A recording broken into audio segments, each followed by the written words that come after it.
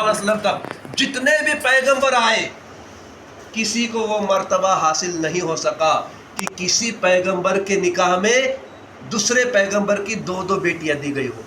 پیغمبر کو بھی یہ مرتبہ حاصل نہیں ہوا، اور پیغمبر کے بعد کسی صحابی کو بھی یہ مرتبہ حاصل نہیں کہ کسی کے نکاح میں ایک کے بعد ایک کسی نبی کی دو صاحبزادیاں دی گئی ہو. یہ صرف اور صرف سیدنا عثمان غنی کا مقدر ہے.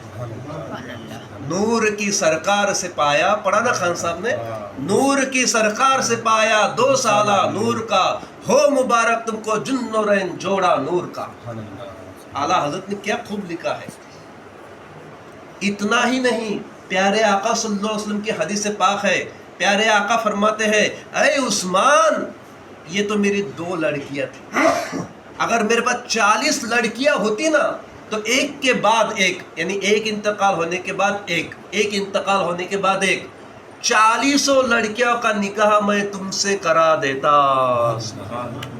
ایسا کیا دیکھا عثمان غنی میں حضور صلی اللہ علیہ وسلم نے کہ یہ فرما رہے کہ 40 لڑکیاں ہوتی تو ایک کے بعد ایک عثمان غنی کے نکاح میں دیتا. صرف عثمان غنی کا ادب اور شرم و حیا دیکھی. جامع القرآن کامل الحیا والاتقان، کامل الحیا والاتقان، آپ سنتے ہیں نا خطبہ نے، کامل الحیا والاتقان، ان کے جیسا حیا میں کامل دوسرا کوئی صحابی نہیں. جب آئی بات تو بتا دو اور ختم کر دو اسی بات پر. حضرت عثمان غنی جیسا کامل حیا اور شرم کرنے والا اور شرمیلا دوسرا کوئی صحابی نہیں گزرا. یہاں تک کہ رسول اللہ نے دعا کی اے اللہ میرا عثمان بڑا شرمیلا ہے، اے اللہ ڈر کے مارے تیرے سامنے سر نہیں اٹھا سکے گا، اے اللہ میرے عثمان کی مغفرت فرما. اتنے شرمیلا تھے اور بالکل ٹھنڈے مزاج کے تھے عثمان غنی. کبھی غصہ آپ کو آیا نہیں، ٹھنڈے مزاج کے تھے، سادگی بہت زیادہ تھی. گھنی داڑھی تھی، قد درمیانی تھا، چہرے پر رونق تھی اور بالکل طبیعت میں سادگی تھی.